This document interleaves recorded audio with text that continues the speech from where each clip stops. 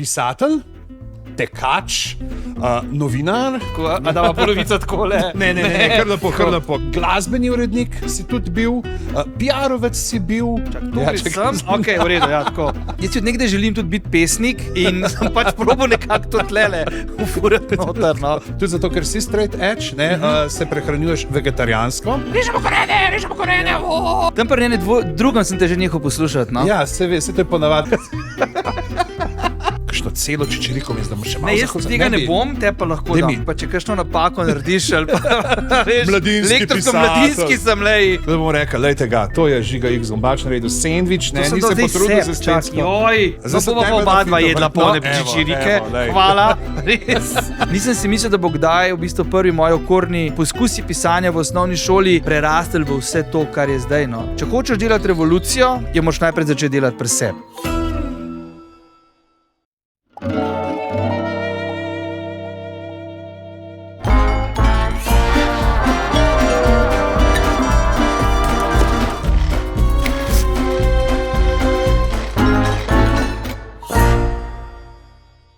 Lepo pozdravljeni, moje ime je Boštjan Gorenc Pižama in vi gledate ali pa poslušate Šparov podcast po mojem okusu. Nov niz pogovorov, v katerih bomo predstavili goste in goste različnih življenjskih slogov, ki počnejo zanimive stvari. In da ne bomo preveč dolgovezili, se kar obrnimo k našem današnjem gostu. Kot prvi človek, ki bo prebil oziroma razrezal tale slavnostni trak Šparovega podcasta po mojem okusu, je pisatelj, tekač, novinar, glasbeni urednik si tudi bil, PR-ovec si bil, kreativni urednik, veliko enih nazivov, ampak jaz bi rekel, glede na to, da se poznava že vrsto let, predvsem en človek, ki za svojo kosmato brado in potetoviranimi rokami skriva mehko, empatično srce. Kako lepo, ja. Sam nisem pa povedal še tvojega imena, tako da mi pusti, da še to povem.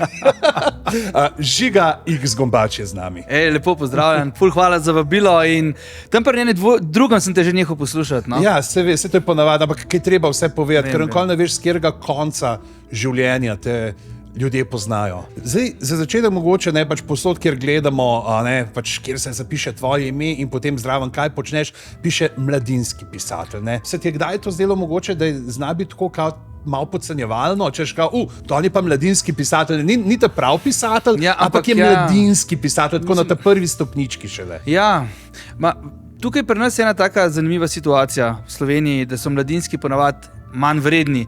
To sem zdaj pač prevzel nekako na sebe od najne kolegice Janja Vidmar, ki ob tem zelo rada škrta z zobmi, ampak to je pač nek predel, nekega dobiš, ki ti ga dajo drugi. Tako da jaz pišem, kaj pa sem, morajo pa drugi povedati, kaj v tem vidijo, kaj najdejo, kako se počutijo ob tem, kaj to v njih sproža. Tako da, ja, mladinski v bistvu mi je pa kar všeč, no, ko ima tako nepreresen vibe daje vsemu skupaj. Je malo bolj igrivo, lahko igrivo. Si privoščiš majhen pobalinskosti, ja. Ampak obenem pa skozi to pobalinskost prineseš kar nekaj sporočil, ne. Pa če kakšno napako narediš, ali pa veš, mladinski pisatelj. Mladinski sem, lej. Imejte svojega kresnika, lejte. Tako, jaz pač to, ja. Ampak sporočila, recimo, če pogledaj, se mogoče kar dotakne ene knjige, ki postaje spet aktualna, pa jo bom tako pokazal, NK Svoboda, ki je sicer stara že skoraj 10 let, ali je že? 2016, ja. Tako, ja. Ja, ta knjiga je žal še vedno aktualna, ker govori o begunski temi. Žal je bila napisana, ni žal, da je bila napisana je bila pač željo, da bi nekako pripomogla k neki večji strpnosti v družbi, pa da bi tudi mladim sporočala, da se treba zavedati prisotnosti drugih soljudi in da morda nimajo vsi tako srečo, kajti imamo mi, da smo se rodili na relativno mirnem kotičku sveta, ampak žal sem rekel zaradi tega, ker je še vedno aktualna in se še ene stvari še vedno ponavljajo in se bojim, da se tudi nikoli ne bojo nehale ponavljati, no? Da so ljudje še vedno na begu, bodo na begu, da bomo nekateri na tem še vedno vihali nos, namesto da bi pomagali in pa pristopili zraven, tako bi se spodobilo v takem trenutku. In žal je ta tema še vedno prisotna, če dalje bolj v smislu z neke nestrpnostjo, če dalje več ljudi se mi zdi, da zapopada nekemu momentu.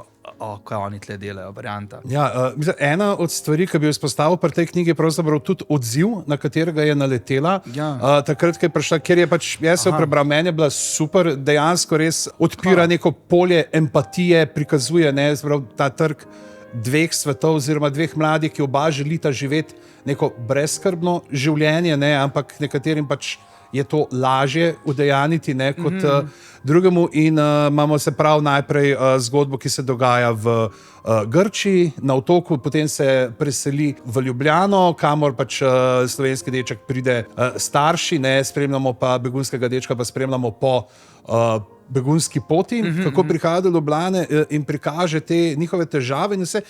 In se mi zdi, da kljub temu, da je knjiga pač želi odpirati ali polje pogovora, lahko rečemo, o tej temi, prikazati mladim bralcem, kaj se dogaja trenutno v svetu, pa pri nekaterih ni ravno vzbudila empatije. Niti ne, mislim, da se nanaša to na tisti komentar, ki je bil, da je treba to zažgati, to knjigo. To je bil tak najbolj neposreden odziv. Nekoga, ki bo moje knjige ni prebral, bi jaz rekel. No. Je pa res, da te knjigi dosti preklinjajo tudi not, zaradi neke grafičnosti, pa mogoče samega dramaturškega loka. In pa, da se bo ta knjiga začela letos spreminjati v filmsko govorico z režiserjem Borisom Petkovičem, ki je že leta 2016, takoj ko je knjigo prebral, rekel, jaz bom to posnel. In zdaj 8 let bo, kasneje se bo začel to dejansko snemati. Kar mi je v neizmerno veselje, da bo ta knjiga dobila neko podaljšanje oziroma neko življenje še. Čeprav si ljudje še vedno dosti posojajo, oziroma v knjižicah dosega neko, vedno znova, to malo više se bi jaz rekel z leti. Pa mogoče zdaj čisto, ker si omenil za film, da bo, a si se sam polotil scenariranja, se pravi prilagajanja v scenarij, ali čakaš tam zdaj, kdo bo, kaj mi bojo izredile zgodbe, kaj bojo dali noter ven. Neki časa se nudi, da bi jaz tudi to delal, sem bil umaknjen iz procesa. A si bil preveč strog? Ja, ne vem, veš kako je, kad si pisatelj, bi rad kar naenkrat, da je vse noter, malo pozabiš, da mora to tudi, ne vem, biti, veš, imeti neko tok, neko naracijo, svoje filmsko življenje in bi rad, kaj pa če bi še, pa dajmo še to, pa ne žigalej, Simonov zaliv v redu, denarja imamo za Simonov zaliv, za posnetje. Čeprav delno se bo v Grčiji tudi snemalo, tako da se vam, Boris je to zelo visoko potezno se lotil in mu uspeva, tako da sem lahko samo hvaležen in pa res vesel, da se bo to zgodilo in celo je manjša filmska vloga sledi. Nogometni trener ali kaj drugega? To je nek voznik kombija. Bi pa naredil en preskok, ki si omenil to zažiganje knjig, s še enim človekom, ki pa so mu dejansko zažgali knjige z Ivanom Cankarjem, ki te tudi spremlja, mi da so sodelovala pri projektu Cankar v stripu, ampak ti imaš eno tako zelo luštno zgodbo, kako te Cankar in vsi ti njegovi sopotniki iz Moderne, kako so te spremljali že v srednji šoli, kjer so ti pomagali pri dvorjenju. Razumevanju poezije in kako si glih to zapomnil? Zato ker je zabavna zgodba, mislim, zabavna. Mislim, na Žalah, če začnemo, ne tako zabavno, so pač ti fantje iz Moderne pokopani na enem kraju in mestu in nisem pač tja doskrat koga pelil na dejt, mislim, katero, in pač drugače pristopil. Nisem rekel, a greva na drink ali pa kaj tazga, a greva k večnemu počivališču predstavnikov Moderne. Tako in recitirati poezijo. Ja, to je bil moj ta nek engel, ki sem ga nekajkrat upošteval, ampak dejansko sem pa tudi Cankarja prebral in Keteja in Murna in Župančiča in potem tam kakšno misel povedal in pa citiral, pa je bilo zanimivo. No? Oziroma je to, sploh nisem vedel, da bo postal del mene in da bom nekoč to delal pač v stripu. Tega pa takrat nisem mogel vedeti. Ja, ker poleg tega Cankarja v stripu, si zdaj se prav usredotočil v stripu.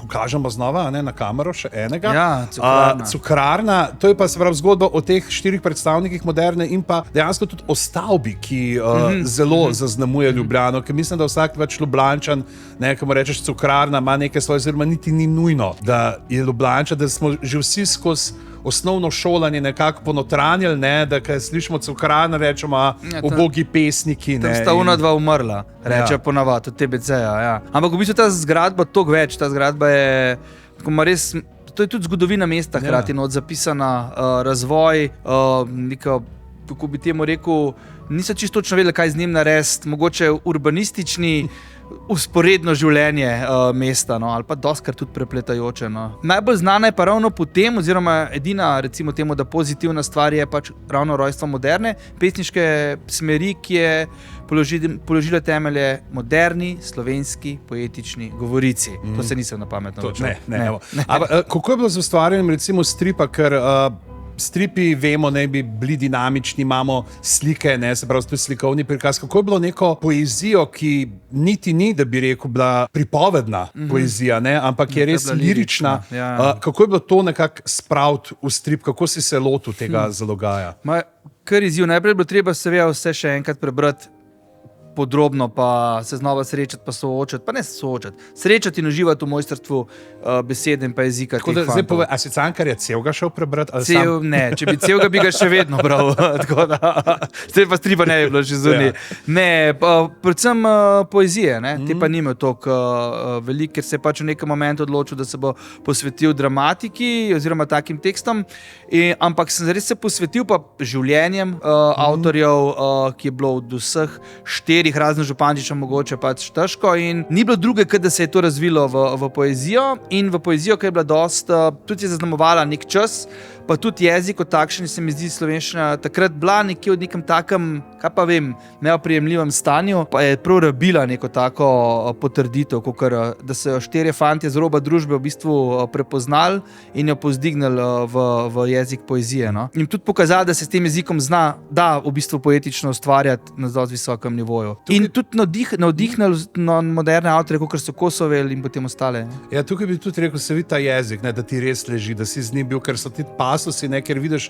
ok, to prepoznaš, ne, ok, to je citat Cankarja, ne, ampak potem so pa vmesna besedila in njihov govor in vse stvari, za kjer ga vem, da si jih ti moral napisati, ampak ka teče v tem jeziku. Jaz si od nekdaj želim tudi biti pesnik in zaenkrat moje pesmi zavračajo in sem pač probal nekako to tlele ufurati noter, no, oziroma izživeti. In no, sej zdaj mogoče se bodo zadeve spremenile, ampak ravno ta uvid je tudi na moji ustvarjalni poti, uvid v njih, da uvedeti, da moraš biti res boleče resničen v svojih tekstih, sploh v poeziji, če hočeš, da ta nagovori, no, pa prevzame. Jaz pa sicer, to ti moram priznati, za Cankarja eno teorijo, ki so bila ravno v tem, kako so mu erotiko Jeglič, kako mu je dal zažgati.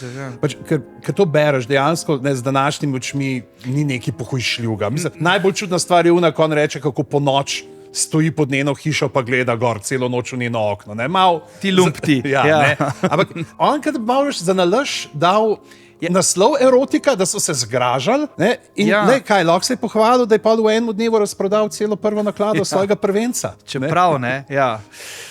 Ja, mislim, da Cankar, kakor sem ga jaz uspel preštudirati oziroma ga spoznati, ne? On je takrat prišel iz Dunaja in je marsikaj že videl, spoznal in pa tudi dojel, tudi po mojem, kako je treba malo provocirati, ali karkoli. Si drznem upati, pa mogoče me bo zdaj kakšen, ne vem, strokovnjak popravil, pa naj me, da je ta naslov bil tudi provokacija. No. Ja. Zagotovo, glede na odziv, pa zelo dobra tudi. No, pa Cankarja imamo, zdaj so te gladki prehodi med temami. Cankarja dajo brati tudi tamalim, ne, v šoli, recimo pekarskih hrušk. To smo ugotovili premladim. Ja, malo premladim, ampak tudi ti si potem, ko si že napisal toliko in toliko knjig, predvsem za najstniško populacijo, si se pa usmeril tudi v neko slikanično produkcijo, začel ustvarjati slikanice, od katerih bi mogoče izpostavil ravno zadnji dve, to sta Sladoled za Nur, pa Adam in Tuba, čeprav jaz moram priznati, ker si pravil ravno to, kako je poezija tisto neki iz sebe, kad daš, in tudi bolečina je najbolj iskreno, da ta tvoja pravljica, ki ste jo z Ivanom Mitrevskim naredila, Skrivnosti mladih levov, tukaj se vidi, da to je ena taka res ali očetovska ali starševska, noter izredno intimna pripoved, zelo iskrivimi, potem ilustracijami narejena, ampak da to je tisto, jaz moram priznati, da tle je bilo pri tvojem ustvarjanju, se je rekel, wow, tle pa, a veš, ni žiga samo unka, imamo pa tle malo detektivke mladinske, pa to, ampak s tudi nekimi mini sredstvi lahko zelo veliko poveš in daš. Tukaj so ene usporednosti med slikanico pa med pesmijo, med poezijo, jaz dejansko vidim nekaj, to si zelo dobro s to videl, no. Zdaj, mislim, nisem nikoli tega tako razmišljal sam, ampak dejansko je, ti imaš par pač par besed, stavkov, da poveš nekaj zelo bistvenega, intimnega, nekaj, kar nagovori, ker slikanico grejo pač starši otrokom zvečer dati spat. To mora biti res, da nisem samo jaz tak mojster, dobro veš, da so tukaj potem tudi uredniki pa založniki, ki to pogledajo, so zelo pozorni, kaj dajo ven. Sploh v, ne vem, založbami, ki mi sodelujemo. Mora biti res vsaka beseda, misel, res sama esenca pristnosti in iskrenosti. Drugače, brez tega gre to min, pa tudi ni fair do tistega, ki jih nagovarjaš, torej do otrok pa staršev. Zdaj, če pogledava se prav te dve, ki smo že omenili, Adam in Tuba, pa Sladoled Zanur. Obe sta na nek način o ljudeh oziroma osebah, ki nekako ne pašajo na prvi pogled v neke okvirje, kjer so se znašli. Imamo torej dečka... je autobiografska. Dečka v cirkuški družini, ki ne bi delal cirkusanskih stvari, ampak ima Tubo pri Sladoledu Zanur, gre dejansko spet, bi rekel, podobno tematiko, skoraj kot neka svoboda za sprejemanje drugačnosti. Mislim, tukaj zagotovo imam malo jaz posluha do precej do otrok ali pa do ljudi konec koncev, ki se jih bodisi ne sliši, ne upošteva, pa imajo željo, da se jih, oziroma bi se jih mogli. Se mi zdi to neko izhodišče, pa morda tudi sam, mogoče kdaj nisem bil slišan ali pa upoštevan ali pa kakorkoli, čeprav jasno, da mi ni nič hudega ali kakorkoli sem. Eni smo malo bolj občutljivi, pa iz tega dela imamo več drame. Eni imamo vzdevke, ki jih imamo še zdaj, ki so nam jih na zafrkljiv način pretaknili v osnovni šoli. Jaz si nisem dal tega pižama sam, tako kot si dal ti X. Čeprav jaz vedno rečem, da si mi X dal ti. A res? Da je zgodba bolj zanimiva. V glavnem, gre za to neko občutljivost, krhkost, ki je vsakmu izmed nas. In se mi zdi, da v družbi, če dalje manj je tega, da bi to prepoznali, naglasili, pa slišali konec koncev. Ponavadi ljudje rabijo sem, da se jih sliši in pa nekako razume, pa je že dovolj včasih. In te zgodbe so take, da mogoče se včasih znajdeš v situaciji življenjski, ko je to malce bolj prisotno v tebi, pa potem to zapakiraš v neko zgodbo.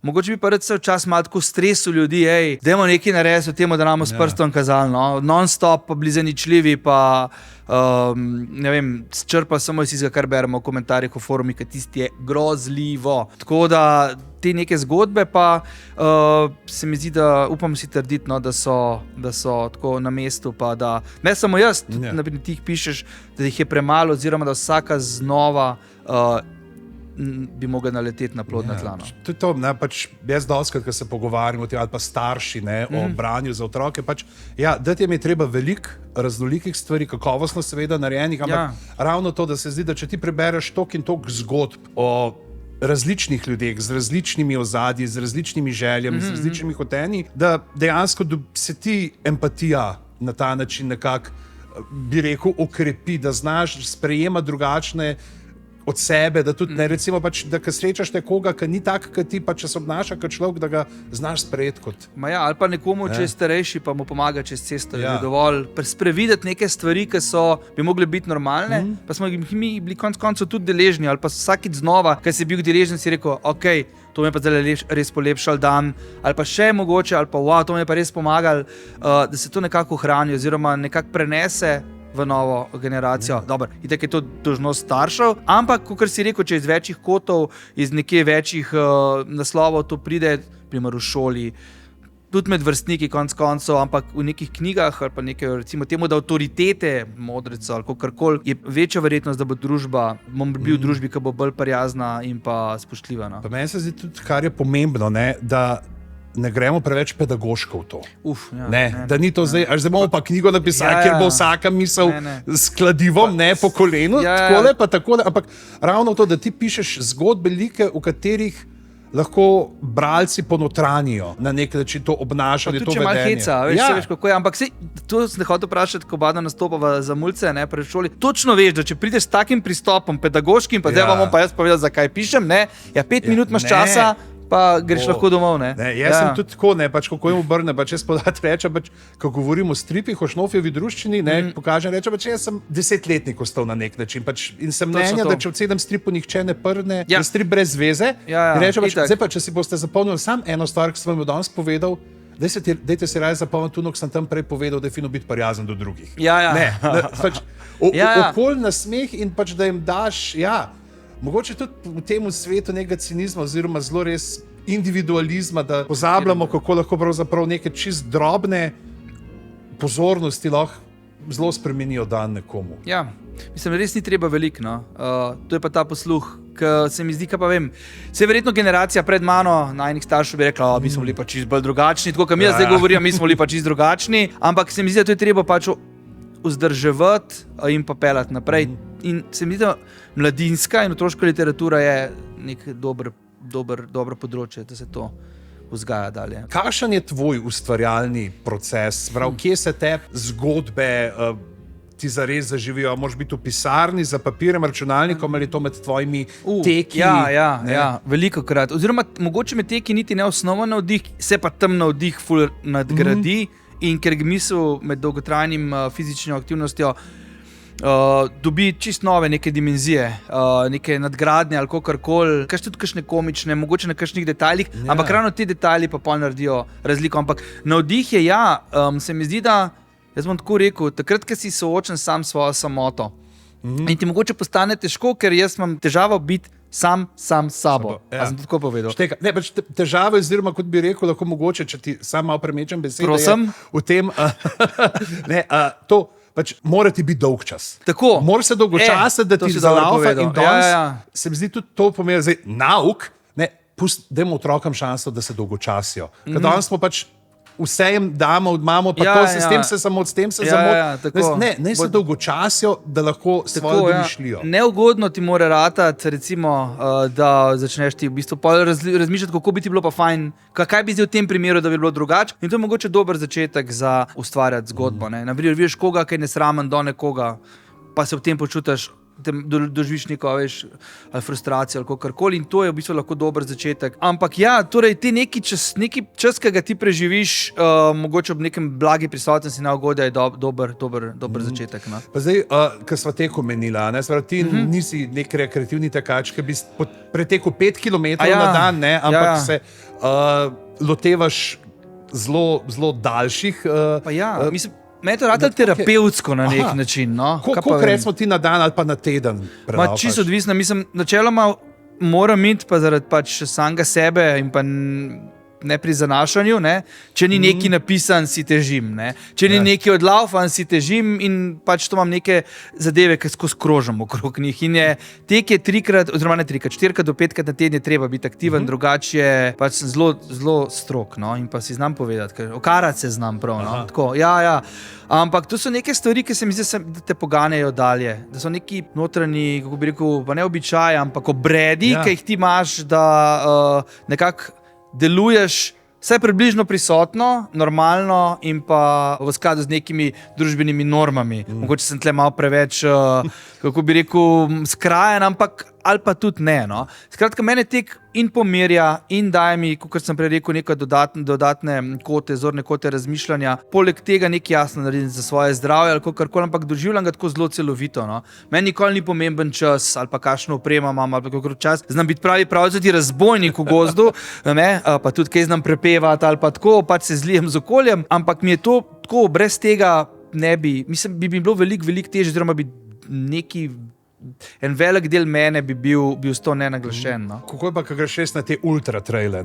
Pa to se ti, kjero povezavo sem zdaj dobil, ker dosti avtorjev prav nekako, dosti da dobiš na uni neki meji med budnostjo pa spanjem. Ne, zdaj ne točen, kjer pisatelj imel to, da je pač on je imel malo zakinkov z knjigo v naročju, in kaj knjiga dol pada, se je zbudil in se je spomnil, kaj mu je v tistem trenutku. A se tebi zgodi na neki točki, ko laufaš, ko je telo že tok in tok napeto, da se ti začnejo dogajati dodatni preskoki med sinapsami? To je tudi, zagotovo. Wow, to je vratila zanimiva debata. Tudi poezijo. Kdo bi si mislil, pižama o teku? Ja. O tem teku. stekne. Ja. V glavnem, tukaj se dogajajo neki preskoki, pa kako ti rekel, med sinapsami, oziroma pač, kaj pa jaz vem, dojemanja sebe z nekega popolnega drugega zornega kota, neki momenti, ki potem tudi končajo nekje, bodi si v šali, bodi si v zapletu, bodi si v razmišljanju malo bolj poglobljenem. To so vse stvari, ki se dogajajo znotraj tebe, medtem ko si v bistvu prisoten nekje v nekih skalah, Julijskih Alp ali kakorkoli, si v bistvu z glavo lahko predvsem precej druge. No. Dost tudi, veš, pisateljev je, naprimer Dickens, vem, da je hodil zelo veliko, ali pa da ta gibanje primerjajo z nekim procesom ustvarjanja dolgotrajnega in da so neke podobni, recimo, miselni procesi, pa tudi občutja se sprožajo ob tem. Meni je to všeč, to mi je nekak prostor, kjer se počutim tako zelo udobno, pa tudi svobodno, ker tam sem zgolj in samo jaz. Noben mi ne govori, kaj moraš, kako moraš, kam moraš, kako naj bo, pač tam sem pač jaz. Sprav lahko rekel, da si tudi po svojem tak neandertalc mal. Ja, neandertalc. In to sumim, da vem, kam gre naslednjo vprašanje, na piščal. Tako je. Ja, kako? Ja, pa ne na tisto piščal, med katero se lahko med tekom zadeneš, ne? In potem, glasno deblo. Tenko piskaš, kako se to zgodi. Ampak na predstavo z naslovom Neandertalčeva piščal, zakaj potrebujemo glasbo sploh, ki jo ustvarjata skupaj z Boštjanom Gombačem pod režijskim očesom Ivane Džilas. In Palico. A Palica tudi. Ivana je taka krasna oseba. Jaz že sam, da sem v tem procesu z njima dvema, mi je vsak trenutek tak nepopisan užitek. Dela z ljudmi, ki res se spoznajo, ki so odbiti, pa tudi malce boemski. Mislim, zame je to spet en izmed trenutkov, ko sem zelo hvaležen, da se mi to zgodi v življenju, dogaja in da me pač sprejemajo, saj zgleda tako, kot enakovrednega ustvarjalnega partnerja. No? Če brez čas krkimam, pa rečem, dajmo tako narediti, karkoli. Ne, to je predstava, ki spet nagovarja mlade, izhajamo pa iz neandertalske piščali, 50 do 60 tisoč let stare, iz divjih bab, se to poznamo, ampak smo pa se lotili malo drugače, mogoče tako štoparski vodnik po galaksiji / Monty Python varianta, z nekimi vizualnimi, bi se rekel, presežki, ki jih dela naša videoanimatorka in pač z igranjem Boštjana, ki pa vemo vedno znova pač na robu genialnosti, čudeža in pa sam gledaš in si misliš, če bo to, tako kot to funkcionira vse skupaj, da sem lahko za to prispeval svoje besede, da je zraven režija Ivane, ki se vidi, da se dela z nekim srcem, totalno strastjo in pa predanostjo, je to nek dogodek, ki res izpolnjuje moje dni, za dneve zadnjih nekaj mesecev. No. Pa nočem, da je še konc. Kaj boš po premieri počel? Ne vem. Zdaj, če bi bila že premiera, bi te lahko tako vprašal, kot športni novinarji, kakšni so vaši občutki, ampak ker jo še ni te bom vprašal zdaj, se pravi, kakšni so tvoji občutki v tem zadnjem teku pred premiero? Se pravi, zdaj si že v tej ciljni ravnini. Tako, mislim, vse, kot ste rekel, krasno je. No? Res, ko mi čakam, da bo ljudje to videli, se želim utihotapati v tamo štihove dvorane in gledati, kako bo ljudje reagirali na kakšne posamezne zadeve, pa če bojo, upam. Ampak zagotovo bo to enih stvari, ki jih bo nagovorila, tudi če mogoče besedilo ne bo glihorje, da bo pa Boštjan rešil situacijo. No. Ampak ne, res je tako. No. Nisem si mislil, da bo kdaj v bistvu prvi moj okorni poskusi pisanja v osnovni šoli prerastel v vse to, kar je zdaj. No. Da se vse to dogaja, se včasih res moramo staviti in reči, a skaj hvaležen Žiga. No, niti ne, lahko bi še to, pa to, pa to, pa to. In pol so ljudje okrog mene itak. Ne zna se ustaviti. Ne zna, res, to je motnja. Mi se prelaufal bo 5 km, že 2 dni laufa tlele gor, 3-krat je šel na Grintovc, nima cajta vmes. Kjer od teh hribov je? Ja, Grintovc je kar. In ko greš na eno tako 2-urno, pa zdaj, to je sploh tura, lahko že rekel, ali to še ni, to je prekratko, to je šprint, 2 ure je šprint zate. Ja, tekma je, bitka za preživetje, mal je katarze, mal je gorskega teka, pol so krepčevalence, pa kaj poješ tudi. No, ravno to so te hotel vprašati, a so kakšni gelčki v žepu, ali je kaj bolj konkretnega? Jaz sem kar pristaš trde hrane, trdih goriv, kar se tega tiče. Se pravi kaj, lignit v en žep? Pa koks v drugega. Ampak ne, kruh imam rad, sir imam rad, dobro, lubenice grih nekje na meji, ampak to je tako dober, če res je tako, veš, banane, take zadeve, no. A gel pa tudi vsake toliko, pa tudi moraš sploh na teh dolgih, ki pa začneš škripati, pa ojej, kam sem ga že dal. Zdaj, ko smo pretekli skoraj do konca tega pogovora, sva postala lačna. Ne, nisva še lačna, ker zdaj moramo tisto vprašanje, ki sva ga vmes načela, pa sem ga za nalaž pustil za konc, da so ljudje počakali do konca, namreč ta X v tvojem imenu. Ta X v tvojem imenu, evo, to je spet ena od teh stvari, bi rekel, ko smo se začeli srečevati po nekih teh glasbenih dogodkih, pa to se pravi pred kakšnimi 20 leti, je bilo to pač, on je pa X, ne, on je pa straight edge. Dej, razloži, jaz sem skozi mislil, da X pomeni droge, meso pa promiskuitetno spolnost, ne, ampak pa sem šel malo researcha, je malo proti temu. Ja, pač to pomeni, da tega ne počneš, ampak v osnovi niso te tri stvari. Ne, v bistvu straight edge je malo bolj globja stvar, v bistvu izhaja iz glasne pa uporniške glasbe punka oziroma hardcora, ki je punk v bistvu krajšo varianto povedal. Začel pač ta dvourno. Ja, ta dvourno. Torej, ker je punk začel zgubljati neko revolucionarno moč, predvsem zaradi tega, ker je bilo to pač bolj izgovor. Malcolm McLaren je moral prodajati cunje, tako. Ja, rečemo, ja. Ampak v glavnem je bilo pa tudi malo revolucionarnega naboja zraven, no? In pa veš spreminjati svet okrog sebe na boljšega, seveda, to je nekaj, kar itak probamo početi vsak dan znova, ampak je vedno bolj bil prisoten alkohol pa droge in se je pojavila nevarnost, da bi v bistvu da bi se ta rdeča nit zgubila. Tako da v bistvu so se fanti v Washingtonu spomnili, da bi živeli življenje in pa tudi bilo prisotno to gibanje brez opojnih substanc, torej brez drog, alkohola, s pozitivnim pogledom na življenje in pa s prijaznim odnosom do vseh živih bitij. In to je nekako osnova straight edgea, seveda prevlečeno z nekim takim glasno in pa uporniško glasbo, kjer se ta prepričanja pa spoznanja izražajo na glačen in pa kričeč način, kot seveda pritiče temu. Ne moš si jezen mladec, ne gre drugače, tako, ja, tako. In X je pa zaradi tega, ker so jim v Ameriki na koncertih na roko narisali X in ko si hodil naročiti alkoholno pijačo, ne, ali pa pivo, so ti rekli, pokaž roko in če si bil mladoleten in X ga nisi smel naročiti. In se je to nekako izročilo, oziroma se je to nekako ta simbol obdržal na takšen simboličen način. Ampak ja, ta straight edge je v bistvu bil del mene, oziroma je še vedno del mene. Včasih je bil to prav trend in je bilo več fantov, pa deklet, ki so se podpisali po to. Danes je pa zelo malo, oziroma če sploh še kdo obstraja pri tem. In mi je fino, ker samo s trezno glavo, oziroma tako, če hočeš delati revolucijo, jo moraš najprej začeti delati pri sebi. Tako naučen, vem. Ampak je nekaj resnice. Je pa parola pa je za en tak komad vreščeč. Jaz vem, da torej zaradi tega, ker si tudi zato, ker si straight edge, se prehranjuješ vegetarijansko.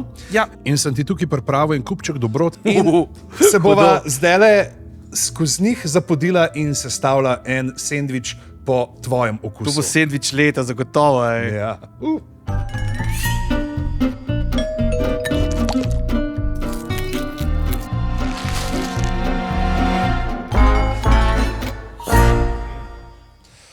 Žiga, zdaj so sestavine, ki si jih napisal, tukaj le pred nama.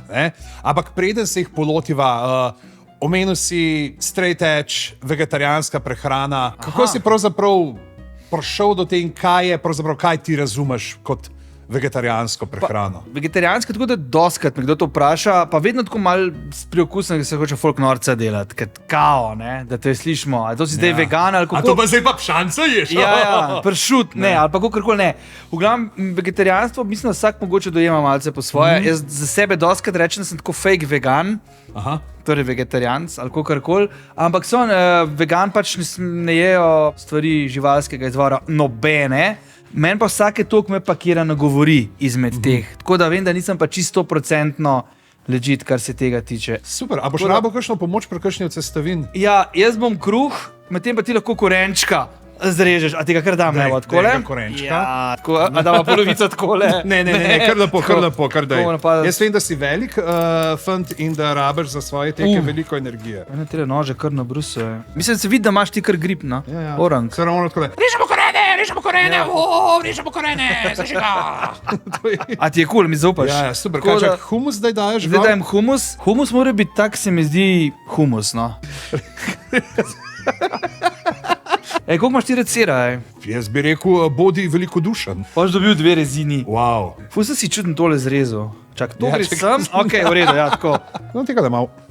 To je ena stvar, ki jo res dolgo časa nisem maral, tako surov korenje. Kako se s korenjem me zanima, kolega? Ja, je tako da v redu. Ja, Hrana gre skozi želodec. Tako gre po palčkala, bova dala tako zraven. Daj. Žiga in 7 palčk korenja. Ja, evo, pa jih je res. 1, 2, 3, 4, 5, 6, 7, ampak ne nadaljevati. Ja. Zdaj pa dava zraven kalčke, a ne? Korenje mava kalčke, kako se pa kaj s tem? Mislim, da tega ni treba zatreti v kali. Ne, se bo pa zatikalo v brado tole. Ja. Tako, zdaj smo pa že praktično prišla do začinjanja zadev. Kako se tega reče? Začinjanja. Zdaj imamo še majonezo. Ja, to bo šlo sem. Okay. A majonezo dava pa lahko na to čisto površino? Lahko čisto. Ej, a koliko imaš ti rad pekoče? Lahko. Čakaj pa, če mi dva, a takole nasujeva? A upaš, a už se mi žličko? Ja, ponavadi je vedno takole, se bom za mirno srce. Oziroma mirno roko. In ja, zato to, ki je nima milijonarka, ja. Kača dava, tako. Še malo sera. Ne, kakšno celo čičeriko mi zdamo še malo. Ne, jaz tega ne bom, te pa lahko dam. Me pa dej ne 2 čičerikici, tako da je. Ali kulče so 3. Lahko so 3. Na kontra stran, zdaj bo malo mesi tole, ampak. Ja. Tudi bomo rekli, lejte ga, to je Žiga X Gombač naredil sendvič, ne, ni se potrudil za stemsko. Ne, se ne, a ni to, ne. Vem, čak, ne, to bo šlo sem, to gre pa sem. Ja. Zdaj pa bomo oba dva jedla polne čičirike. Hvala, res. Mi se kaj, prijatelj? Ja. V glavnem, dajmo zdaj tole zapreti. Najprej gostu. Čak sem, kako se bo pa zdaj to sestavil? Rezultat. 3, 4, zdaj. Uf. To je to? Takole, izvoli, te mladi mož, pa dober tek. Kaj pa to, lej, patent. Tole pa. Ja. Pol srca si mi dal, ne? Ja, sigurno pa je bilo s celim srcem pripravljeno. The best. Tako da, Žiga, najlepša hvala. Ja, čin ne, ali kako se temu reče? Ja. Jaz sem ti hotel reči najlepša hvala, ker si vzel danes čas, da si bil prvi gost. Kaj pa to? Šparovega podcasta po mojem okusu. Zdaj bova midva sprobala kakšen je sendvič po tvojem okusu, čeprav sem ti eno čičeriko noter. Ja, podtaknil. Ampak tako. Mislim, da ob vseh orehih, ki so v tem kruhu... Ja, ne bova sploh zaznala. Ne bo tista čičerika problem. Tako da, že vam padlo. Dober tek. Hvala, da ste bili danes z nama in se vidimo v naslednji epizodi. Do takrat pa dober tek, tako vam kot tudi tebi, Žiga. Da vidimo, kaj se preštimo. Ja, okay.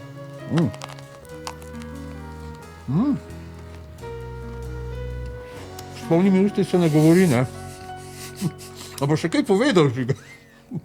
Pismo je dober, Ta šarfka je?